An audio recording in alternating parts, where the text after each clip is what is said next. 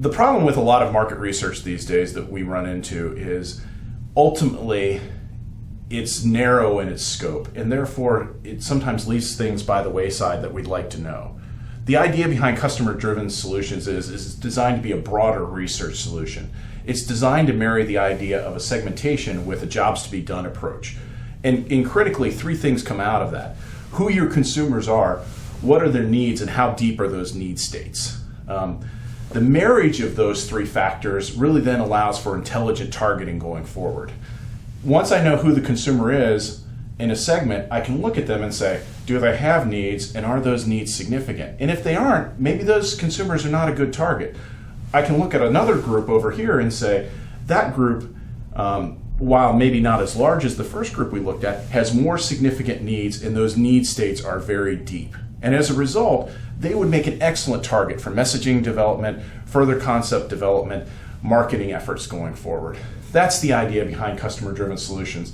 So the key takeaway is really you get three things out of it right at the beginning that are highly valuable to any marketer or marketing research department. Who your consumers are, what they need, and are those needs significant?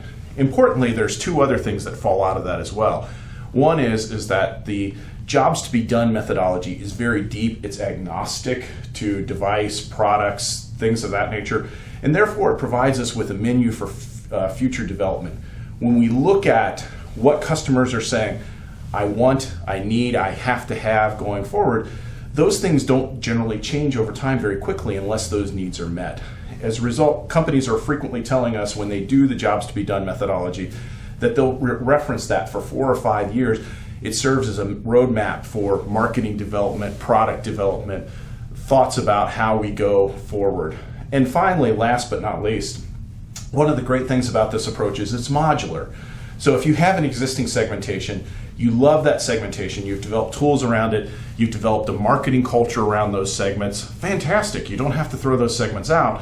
What you can do is you can marry it with the jobs to be done methodology and look at now how are we going to value those segments going forward.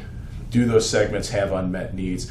Are those unmet needs deep? Are they a good targeting for us to message against? Or should we really be looking at somebody else who we hadn't considered before? That's the value, that's the outcomes from customer-driven solutions. We hope we have a chance to talk with you further about this at the PMRG. Thank you for your time.